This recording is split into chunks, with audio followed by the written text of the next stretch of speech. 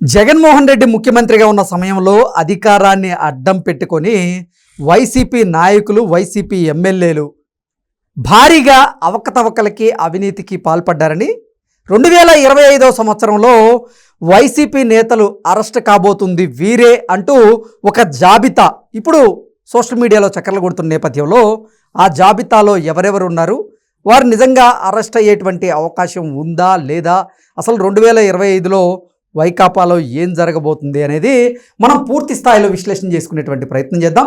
ప్రస్తుతం మనతో పాటు ఉన్నారు ప్రముఖ సీనియర్ జర్నలిస్ట్ దుర్గా కుమార్ గారు. సార్తో మాట్లాడదాం.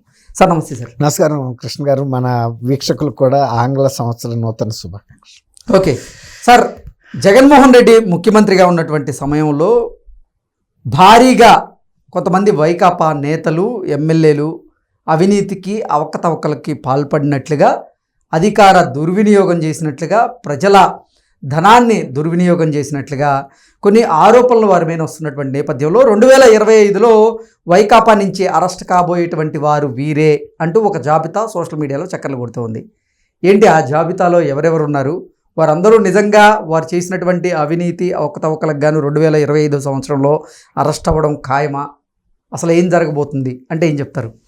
ఇప్పుడు వైఎస్ఆర్సీపీ ప్రభుత్వంలో ఉన్నటువంటి ముఖ్యమంత్రి దగ్గర నుంచి ఎమ్మెల్యేస్ వరకు కార్యకర్తలు కానీ వాళ్ళు ఏమనుకున్నారంటే ఒక 30 సంవత్సరాల పాటు అంటే 151 స్థానాలు గెలిచిన మనము మహా అయితే ఒక 10 సీట్లు తగ్గితే తగ్గొచ్చు, అంతేగాని అంతకన్నా మించి తగ్గే పరిస్థితి ఉండదు. అసలు ఇంకోటి ఏంటంటే మేము చాలా సుపరిపాలన ఇచ్చాము, మా 175కి 175 కూడా గెలుస్తామని కూడా భ్రమలో కూడా ఉన్నారు. అట్లాంటి భ్రమని జగన్మోహన్ రెడ్డి గారు కల్పించినప్పుడు ఆయన ఎంత అవినీతి చేస్తున్నాడో అందులో మన వంతు పాత్ర మనం కూడా పోషించాలని చాలా మంది మంత్రులు, ఎమ్మెల్యేలు ఎవరి స్థాయిలో వాళ్ళు ఆర్థిక దోపిడీకి చేశారండి. దీని వలన అల్టిమేట్ గా నష్టపడింది ఎవరు? ఇప్పుడు మీరు ఇందాక అన్నారు ప్రజాధనాన్ని లూటీ చేశారు.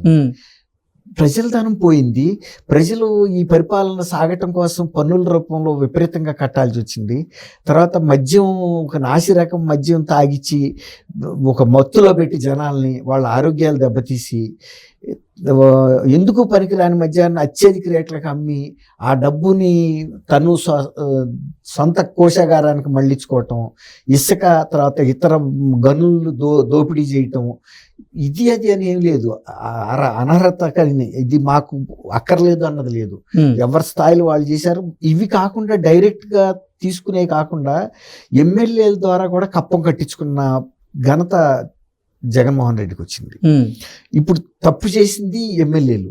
తర్వాత ఇతరులని మీరు తిట్టాలి అని ప్రోత్సహించి అసభ్యమైన పదజాలంతో పోస్టింగులు పెట్టించడం, ప్రెస్ కాన్ఫరెన్స్లు పెట్టి తిట్టించడము, అది మనకి ఎక్కడ తెలుస్తుంది అంటే ఇప్పుడు ఈయన రామనారాయణ రెడ్డి, తర్వాత మాగంటి శ్రీనివాసరెడ్డి, ఇలా కొంతమంది ఎవరైతే సీట్లు ఇవ్వలేదో వాళ్ళకి మేము ప్రత్యర్థులు తిట్టమని చెప్తే మేము తిట్టలేదు కాబట్టి మాకు సీట్లు ఇవ్వలేదు అంటే మీరు తిడితే నీకు సీట్ ఇస్తానని ఒక ఆంక్షలు పెట్టాడు.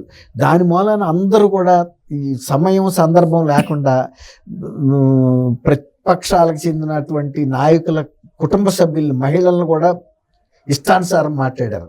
ఇది శాసనసభలో కూడా మాట్లాడారు. ఇప్పుడు పేరు నాని ఆయన సొంత గోదాం కట్టాడు, ఏది గిడ్డంగులు, అది ఆయన భార్య జయసుధ పేరు మీద కట్టాడు. అందులో భారీ ఎత్తున అవినీతి చేశారు వాళ్ళు. పౌర సరఫరాల శాఖ బఫర్ స్టాక్ పెట్టుకుంటే ఆ స్టాకుని వీళ్ళు అనధికారికంగా బయట అమ్మేసుకున్నారు. ఇప్పుడు దాని మీద కేసు వచ్చినప్పుడు ఈ గోడౌన్లు ఎవరి పేరు మీద ఉన్నాయి అనేది జయసుధ గారి పేరు మీద ఉంది. నా కుటుంబ సభ్యుల పేరు తీసుకొచ్చారు, నా భార్య వ్యక్తిత్వాన్ని హననం చేశారు, నా భార్య మీద ఆరోపణలు చేశారు అంటున్నాడు. అసలు నువ్వు అట్లాంటి నీ భార్య పేరు మీద ఉన్న గోడౌన్లో చౌకధర బియ్యాన్ని నువ్వు అక్రమంగా ఎందుకు అమ్ముకున్నావు? ఆమె చేసిందని అంటలేదు, నువ్వు చేసావు, కానీ పేరు ఆమె పేరు మీద ఉంది. నిజంగా కనుక మరి అరెస్ట్ చేయాల్సిన పరిస్థితి వస్తే టెక్నికల్ గా ఆమె పేరు ఉంది కాబట్టి ఆమెను కూడా అరెస్ట్ చేయాల్సి వస్తుంది. మరి ఆ రోజు చంద్రబాబు నాయుడు గారి సతీమణి మీద ఇష్టానుసారం అసెంబ్లీలో మాట్లాడి ఒక కౌరవ సభలాగా మార్చిన రోజున ఆయన కళ్ళనీళ్లు పెట్టుకుని నేను ఈ కౌరవ సభకు రానన్న రోజున వీళ్ళు ఎందుకు స్పందించలేదు? ఇట్లా జగన్మోహన్ రెడ్డి అవినీతి చేయించాడు వాళ్ళతో. తర్వాత ఇట్లాంటి అసభ్య పదజాలంతో పోస్టింగులు పెట్టించాడు, మహిళలను చూడకుండా తిట్టించాడు. తర్వాత ఈ అవినీతి భాగవతంలో ప్రభుత్వం తలమునకలయ్యింది. ఇప్పుడు జగన్మోహన్ రెడ్డి గారితో మొదలు పెడితే, విజయసాయి రెడ్డితో మొదలు పెడితే, బొత్స సత్యనారాయణతో మొదలు పెడితే, సజ్జల రామకృష్ణారెడ్డి అధికారంలో లేకపోయినా ఆయన చేసినంత సకల శాఖ మంత్రిగా అన్ని శాఖల్లో అసలు ఆఖరికి ఇంతకీ 2025లో వైసీపీ నుంచి అరెస్ట్ కాబోతున్న జాబితాలో ఉన్నటువంటి ఆ పేర్లేంటి ఒక్కొక్కటిగా అదే చెప్పగలరా? అంటే ఏం చెప్తాను. ఇప్పుడు జగన్మోహన్ రెడ్డి పరిస్థితి అసలు అల్టిమేట్ గా జగన్మోహన్ రెడ్డి ముందు ఉంటాడండి. జగన్మోహన్ రెడ్డితో పాటు బొత్స సత్యనారాయణ కానివ్వండి, తర్వాత ఈ సోదరులు ఉన్నారు కదా, నాని సోదరులు, వంశీ గాని, కొడాలి నాని, పేరు నాని, తర్వాత రోజా, తర్వాత పెద్దిరెడ్డి రామచంద్రారెడ్డి భూ ఆక్రమణల విషయంలో గాని, ద్వారంపూడి చంద్రశేఖర్ రెడ్డి గాని, తర్వాత వచ్చేసి ఈయన చెవిరెడ్డి భాస్కర్ రెడ్డి, అక్కడ తిరుపతి వైపు భూమా కరుణాకర్ రెడ్డి, తర్వాత కేతిరెడ్డి వెంకటరమణారెడ్డి, ఆయన ఇంత భూ కబ్జాలు చేశాడండి. పొద్దున్నే గుడ్ మార్నింగ్ అని ధర్మవరంలో అందరినీ పలకరిస్తానే ఉన్నాడు. ఇంతకు మించిన ఎమ్మెల్యే లేడని తెలంగాణలో నాయకులు కూడా నమ్మారు. మరి ఆయన భూ కబ్జాలు వీటితో సహా విడుదల రజని ఆమె తీసుకున్న టికెట్లు ఇప్పిస్తా అని తీసుకునేది పార్టీకి సంబంధించి. ఆరోగ్య శాఖలో కూడా, వైద్య ఆరోగ్య శాఖలో కూడా చాలా అవినీతి చేసింది. సజ్జల రామకృష్ణారెడ్డి గారు పంచాయతీ పెట్టి 6 కోట్లు తీసుకుంటే ఎవరికి సీట్ ఇప్పిస్తా అని ఒక 3 కోట్లు ఇప్పించి 3 కోట్లు మాఫీ చేయించారు.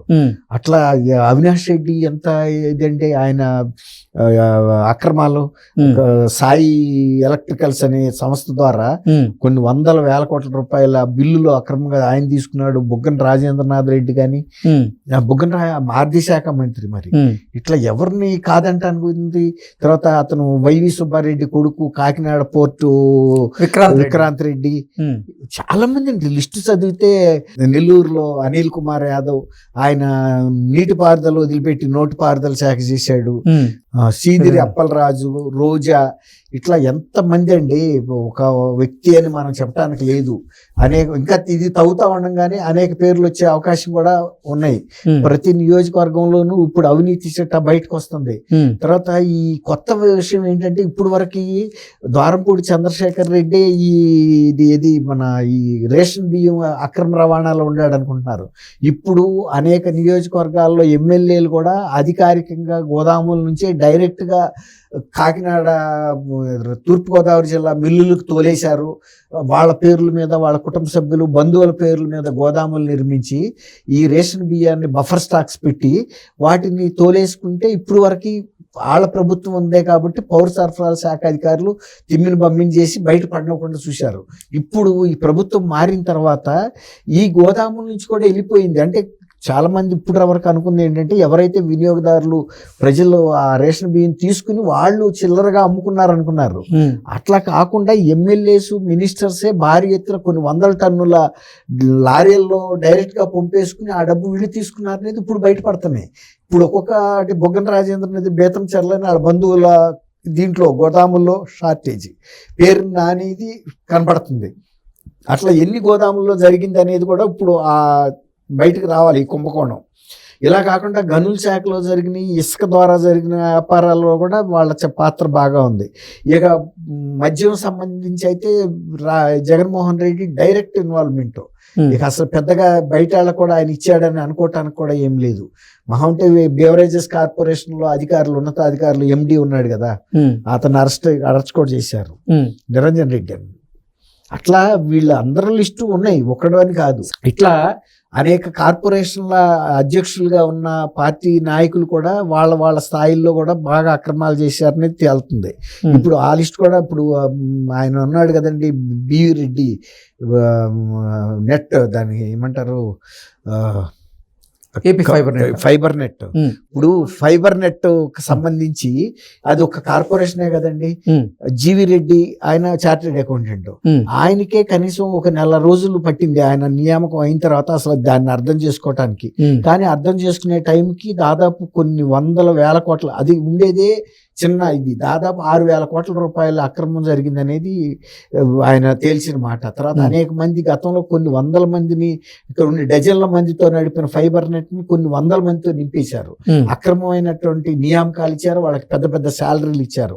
ఇప్పుడు ఇలాంటివన్నీ కూడా బయటకు వస్తున్నాయి. అట్లా ఒక్కొక్క కార్పొరేషన్ లో రేపు వచ్చిన తర్వాత ఈ కార్పొరేషన్ చైర్మన్లుగా, మేనేజింగ్ డైరెక్టర్లుగా ఉన్న అధికారులు బాధ్యత వహించాల్సి వస్తుంది, అనధికారులుగా ఉన్న చైర్మన్లు బాధ్యత వహించాల్సి వస్తుంది. ఇప్పుడు కేవలం ఇప్పుడు అసలు లేకపోతే ఇలాంటి ఓటమి వైఎస్ఆర్సీపీకి ఎందుకు వస్తాయి కృష్ణ గారు? నిజంగా కనుక పరిపాలన బాగా జరిగి ప్రజలకు మేలు జరిగి ప్రజల సొమ్ము కనుక దుర్వినియోగం కాకుండా సంపద సృష్టించడానికి సమాజ క్షేమానికే కనుక ప్రభుత్వం పాటుపడి ఉంటే ఇలాంటి ఓటమి రాదు కదా. దుర్గాకుమార్ గారు, మీరు చెప్పిన దాని ప్రకారంగా 20 మందికి పైగానే ఆ అరెస్ట్ కాబోతున్నటువంటి జాబితాలో పేర్లు ఉన్నట్టుగా మనకు తెలుస్తూ ఉంది. ఏంటి 20 మంది పైనే వైసీపీ నేతలు అరెస్ట్ అయ్యేటువంటి అవకాశం ఉందా? మనకి ఊరికే చర్చల్లో వచ్చిన మాటలే ఇవి కాకుండా బ్లాక్ హార్సెస్ ఇంకా ఎంతో మంది ఉన్నారు. ప్రతి నియోజకవర్గంలోనూ ఇప్పుడు అవకతవకలు బయటపడుతున్నాయి కదండి. ఇప్పుడు బయటపడిన తర్వాత ఎవరెవరు వస్తారో చెప్పలేము. ఎవరు వచ్చినా కూడా పూర్తి ఆధారాలు వచ్చే వరకు చంద్రబాబు నాయుడు గారు కూడా వేచి చూస్తున్నాడు. అంతేగాని అరకొర ప్రయత్నాలు చేయట్లేదు. తన మీద గనక ఇది లేకుండా కూడా ఆధారాలు లేకుండా అరెస్ట్ చేసే కక్ష సాధింపుతో పరిపాలన చేయిస్తున్నాడు చంద్రబాబు నాయుడు గారు అని ప్రజల్లో రాకూడదు. అన్ని ఆధారాలు ప్రజల ముందు చర్చ జరిగిన తర్వాతే, ప్రజల్లో పూర్తి అవగాహన వచ్చిన తర్వాతే చేద్దామని ఆయన కూడా చూస్తున్నాడు. ఎందుకంటే ఈ ప్రభుత్వం 4.5 సంవత్సరాలు ఇంకా ఉంది టైము. తర్వాత వీళ్ళు ఎక్కడికి పారిపోయే వ్యక్తులు కాదు. జరిగిన అక్రమాలన్నీ బ్లాక్ అండ్ వైట్ లో కనపడుతున్నాయి. ఆధారాలతో పేరు నానైతే ఆయనే రాసుకున్నాడు. నా గోదాం నుంచి ఇన్ని 100 టన్నుల బియ్యం మిస్ అయిపోతున్నాయని, గల్లంత అయినాయి అని రాశాడంటే ఆయన కాకుండా ఎవడన్నా గల్లం చేస్తాడా? మీరు నేను వెళ్ళి తీయగలుగుతామా ఆయన గోదాంలో? అది ఒప్పుకోలేక ఒప్పుకున్నాడు. ఇప్పటికైనా తప్పదు. అట్లా బయటకు వస్తాయండి. ఇప్పుడు చెరువు ఎండిపోయిన తర్వాత చేపలు బయటపడతాయి అంటారు చూసారా? ఇప్పుడు అన్ని బయటకు వస్తాయండి, అవినీతి జలగలన్నీ. ఓకే, వాళ్ళందరూ కూడా అరెస్ట్ అవడం ఖాయం, జైలుకి వెళ్ళడం ఖాయం. మనం చెప్పిన 10-12 మంది కాదు, ఇలాంటి వాళ్ళు ఇంకో 2-3 డజన్ల మంది కూడా వస్తారు చూడండి. Okay sir, thank you so much. Thank you Krishna గారు.